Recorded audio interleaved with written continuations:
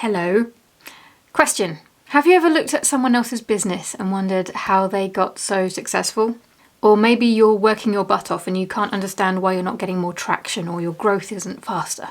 And maybe all of this slogging away and seeing other people skyrocket their income and all the rest of that gubbins is just leaving you feeling a little bit crappy. Well, if so, then you need to watch this video because you've already done one thing that successful business owners don't do. I mean, maybe. I think everybody does it a little bit, but I digress, which is kind of what I do here. Hello, I'm Kim. This is the Coffee and Craft podcast where I drink coffee. That's really hot. And I'll wait for that to cool down a bit. And I keep you company while you work or craft or whatever it is that you're currently doing. Okay, so the title of this video was a little bit clickbaity. 5 things that successful business owners do that maybe you don't. I appreciate the clickbaitiness of that title, but also there's a nugget of truth in there somewhere. Not to make you feel bad if you're not doing these things, because I've been guilty myself. But I did notice that when I stopped doing these things, or started doing them as the case may be, my business got healthier and grew, and just all of the good things that we want as handmade sellers. So clickbaity or not, here it is. Number 1, successful business owners know their numbers. And there's lots of different ways that you can think about this. I'll throw some at you. One of them being they know how much they're making. And you might think, okay, well, obvious, I know how much I'm making. But we're not just talking about revenue. We're talking about profit. Like, how much profit are you making after everything has been taken off? And I do mean everything. You have to factor in not just fees and materials, if applicable, but your time as well, because your time is not free and your time is finite. So if you make your items, you can only make a certain amount. So yeah, your profit after everything has been taken off. Also, the flip side to that, I've spoken about this before, how much you've spent. Which is funny because I've got to do my January reset video later, and I've got to talk about my budget for the month. I don't know why I'm saying it like this, as if I've spent an awful lot. I'm jumping way ahead. My point is, do you know, or is there somewhere that you can look to see easily, how much you have spent on your business last month, the month before, last year? Do you know? Sometimes we don't want to know because it can be scary and a little bit depressing when you see that you have spent more on your business than you've made on it. If you are new into your handmade business journey, don't worry so much about that. That's actually very normal. You should see my profit and loss reports from my first couple of years. It was... What about your income goals? Do you have any? I can't live without mine. I have my basic goals, which is like the bare minimum that I need to make that covers my bills and the monthly business expenses. But I also have a stretch goal, a goal that I would really love to make. Am I hitting that? No! Do I have it though? Yes. And also things like your main revenue sources, like which things are bringing you in the most revenue and profit. And you can flip that again on its head with time. So which things are you spending the most time on and which things are you spending the least amount of time on, and see if they correlate with the things that are bringing you in the most income and the things that aren't. Which kind of actually brings me to the second thing that successful handmade business owners do. You're going to love this, guys. Podcat is outside. He's just jumped onto the window and is demanding to be let in.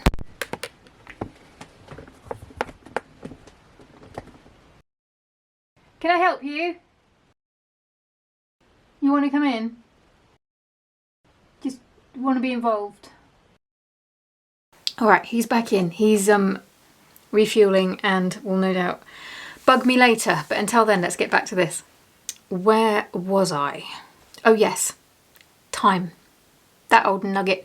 I've mentioned about knowing what things that you spend the most amount of your time on and the things that you spend the least, and comparing those with your revenue sources, etc. I made a video on this last week when I was talking about factoring in things like your time and your energy when making goals. because it's that time of year, people make goals, and I just thought it would be a timely reminder to factor in your time and your energy before making any goals, because it's always our most sluggish selves that have to rock up and do the work and hit the goals that we've set ourselves when we're all bright-eyed and bushy-tailed. Or maybe that's just me. A lot of people aren't fully, and this is something that I did myself years ago, we're not aware of exactly how much time we have to spend on our business.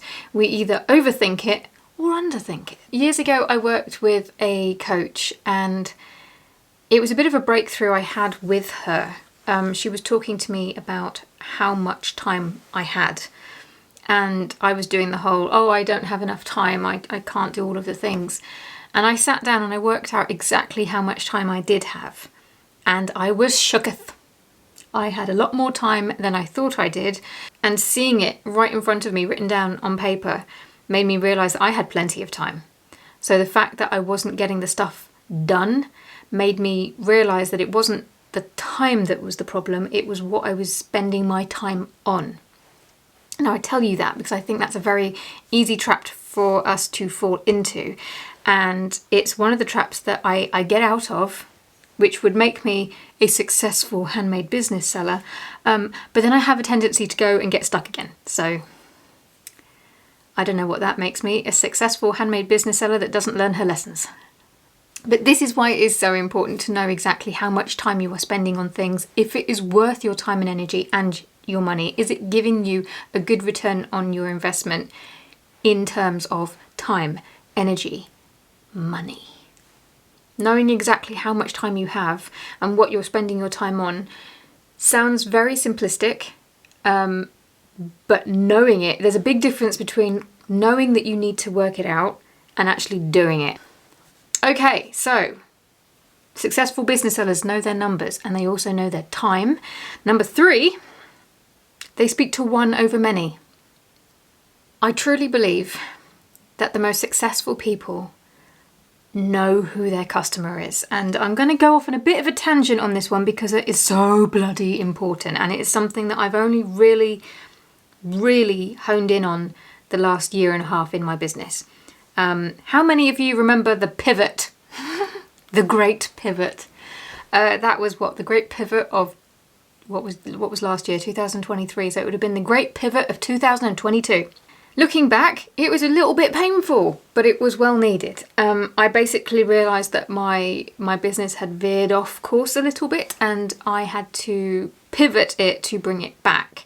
And part of that, which I didn't speak enough about because I was in the middle of doing it, but a part of that was talking to my ideal customer and being willing to let others go. And it even trickled down here to this channel, and I don't even know if anybody noticed, but I started posting videos that very clearly spoke of my message, I suppose. My beliefs, my core beliefs as a business, basically, what I stood for and what I didn't. Because often we try to speak to as many people as possible, because in our heads we think more people equals more sales, or more people equals more views. Not so. If you actually hone down and you speak to one particular person, it might sound counterintuitive, but you actually end up speaking to more. And I talk about this in my course. Did I mention I had a course? Not only do I have a course, I'm launching it today. Unless you're watching this in the future, in which case I've already launched it. But it took a long time to make, so I'm happy. Allow it. But yes, a lot of people try to speak to as many people as possible. But the problem with that is that our message gets diluted until it's so diluted and washed out, it's almost as if we're saying nothing and speaking to no one.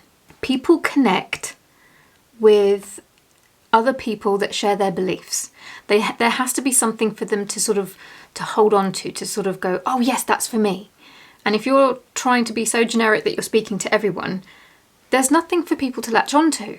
So you end up not getting seen, or if you were to put a post onto social media, people just scroll on by it. You know, your message doesn't get seen, you get ignored, and it's a bit demotivating. I truly believe that successful business owners understand this, and they don't waste their precious time trying to throw out a net to catch as many fish as possible, simply because they understand that their customers are not fish. There you go. Successful people know that their customers are not fish.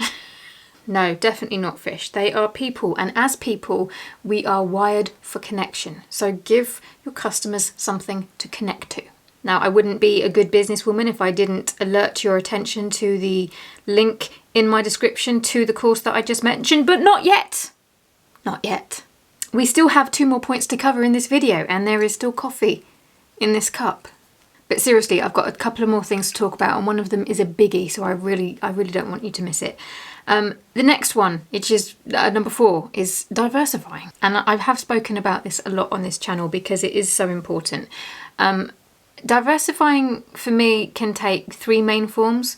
So we obviously tend to think of it in terms of products, I think. You can sell physical handmade product. This would have been a great place in the video to have some to hand to show you. I don't have any, but you can imagine whatever it is that you make, physical handmade products that you make and send out. There's also supplies, POD, that kind of thing. Diversifying can look like the thing that you sell or the things that you sell. And I think that's probably the first port of call that we think of when we're thinking about diversifying. But it can also look like the platforms that you sell on. How many times have I gone, you need to get your own website? You do need to get your own website if you can.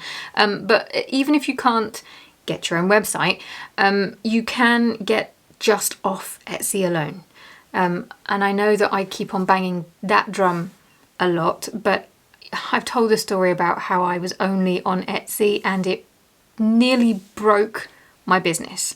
So I just don't want that for anyone else. It was such a stupid thing to do. So yeah, successful business owners do not put all of their eggs in one basket. And at that point, I was not a successful business owner. Nope. I did learn a very valuable lesson though. So learn from my mistakes. Other platforms, an email list, social media. If you sell online, spread yourself out a little bit. You don't have to do all of the things.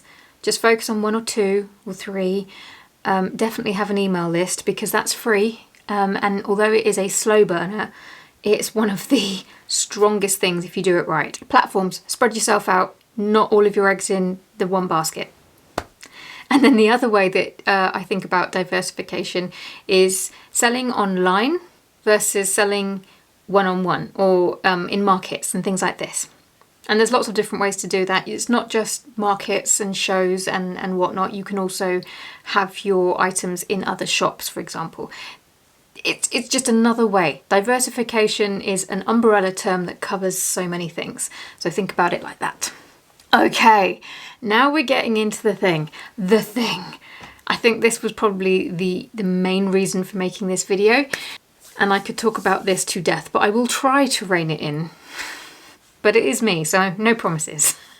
Okay, so I think that successful business owners, for the most part, because we are human, have learnt not to compare themselves and their businesses to other people's. Now I know, this comes up a lot and, don't compare yourself to others. And it's like, yeah.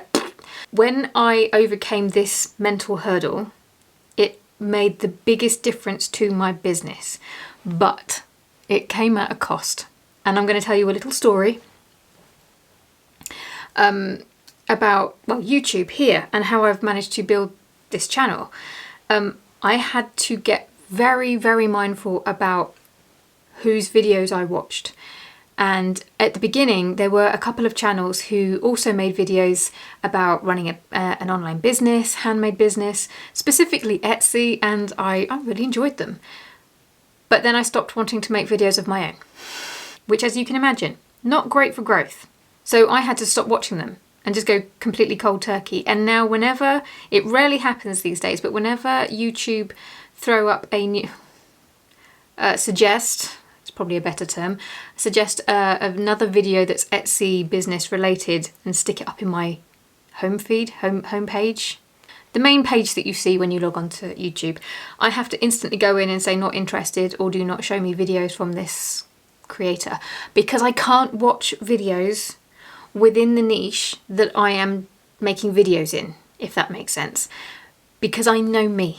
I know how my brain works, and I know that what will happen is it's like a mix of I'll enjoy the video, well, unless I watch it on how to resell or drop ship on Etsy, and then I'll just get really angry. But for the most part, I'll enjoy the video, and then one of two things will happen. One, it's almost like it scratches the itch that I feel, which sort of motivates me to keep on making these videos every week. And because the itch is scratched, I no longer need to make a video. So I just feel no energy, no motivation, just don't want to make a video. All of my ideas just disappear. Or I start to compare myself to this person that I've watched, and I think, I can't make videos, I shouldn't make videos, I need to be quiet, I don't have anything to offer.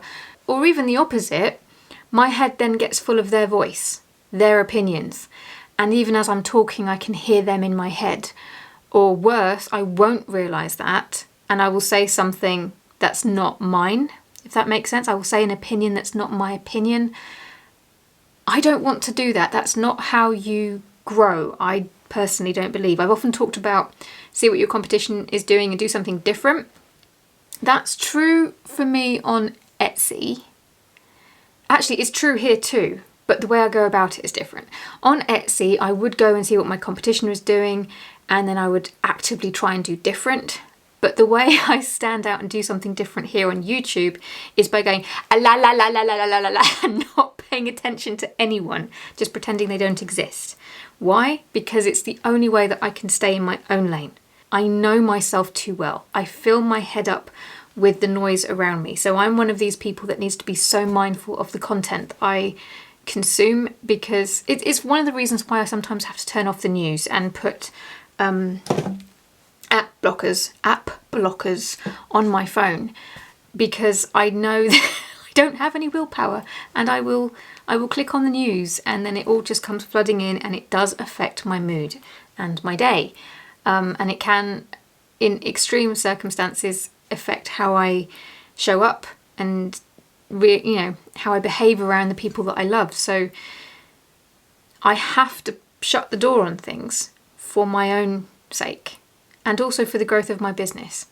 And also because I know that my YouTube channel is very small compared to others. To me, when I close off all of the noise around me, I think it's massive. I really do. I remember thinking that wouldn't it be amazing one day if I could grow my channel to 10,000 subscribers? And then I did it and I was just like, that's tiny compared to a lot of people. And I didn't want the comparison to steal away the joy that I felt from hitting that. My point is, comparison is not just the thief of joy, it can also be the thief of the thief. Yeah, it is the thief. The thief, the more I say it, the more ridiculous it sounds. Comparison can also be the thief of growth. There's too many uffs and uffs. I just feel that sometimes staying in our own lane and focusing on what we're doing is so important, so that we don't fill our heads with other people's words and other people's actions. I mean, how many times have we, when building our business, have we compared our business to someone else's? And we can be on our page 12 while they can be on their page 112. It doesn't make sense to compare two businesses. They'll rarely be like for like. Oh, and also, I cannot be talking about the comparison thing without also talking about the copying factor. You know, the copycat culture that we're currently knee-deep in at the moment. Oh boy. Successful businesses focus on their own ideas, their own thoughts, their own businesses, instead of trawling around looking at everybody else's to see what they can pilfer, be inspired by. And why? Well, simply because if you're going to do that, you're purposefully putting yourself behind someone else. Why would you do that? If you want to be, excuse me. If you see me doing this with my face, it's because I have one piece of hair somewhere and it just keeps tickling my face and it feels like a little spider is crawling over it. And of course, if for no other reason than your mental health, focusing on what everybody else is doing and comparing what you've created with what other people have created, business-wise, product-wise, ideas-wise, it just leads to feeling like you're not winning, or you're not growing as fast as you need to be, or you're just not good enough. For your mental health, don't do it. By all means, consume content. You know, I have to as well, so that I can feel the opposite, so that I can feel inspired and lit up. But the videos that I watch that do that are completely out of my niche. One of my favourites, and I know that so many of you watching will know exactly who I'm talking about when I say this, Rachel Maxey. Oh, I love her. She's just, she's chaotic and funny and more talented than I think she gives herself credit for. And somehow, despite building her channel to the beast that it is, she just seems so humble and down to earth. And yeah, I'm trying to think of other videos. Well, obviously you know about Critical Role. I could watch that. I could watch that all day and never get bored. It's Dungeons and Dragons. It's tabletop role-playing games. It's completely not this. And yet watching some of that lights me up and gives me enough energy and oomph to sit down here and ramble at you about running a handmade business every week. And I promise you, I'm nearly finished. But that is why, circling right back to the start of this video, I asked you if maybe you might be feeling that you are working your backside off and looking around and seeing if other people sort of skyrocket and all the rest of it. That's comparison. Don't do that. Don't do that to yourself, because it is rot that will stop your growth before it really has a chance to get going. And I promise you, your business is doing just fine. Don't forget, if you're in the UK, do you remember I kept talking about the economy here in the UK in 2023 as being a recession in all but name? Well, there's a good chance we did actually slip into a full-on proper recession. It depends how Q4 did, and we don't have those figures yet. But what I'm trying to say is that if you are holding on, if you are holding your own in this, you're already doing a lot better than you're giving yourself credit for. And I'm willing to bet that as you are trying to build up your business, you didn't do this so that you could feel crap about yourself. If you're not already, know your numbers. You can go back to the start of this video for some ideas of questions that you can ask yourself. Factor in your time and your energy into your decision-making process. Do not compare yourself to others. Diversify all over the place. Or at the very least, just don't put all of your eggs into one basket like I did. Learn from my mistakes. And of course, know who your ideal customer is and speak to them. Okay, now I'm out of coffee, so yeah, you've guessed it, I'm going to go and pop off for a refill. And if you would like to find out more about the Crafting Connections course that I've just launched, now you can go and have a look at the link in the description. And I'll see you next week. Bye-bye.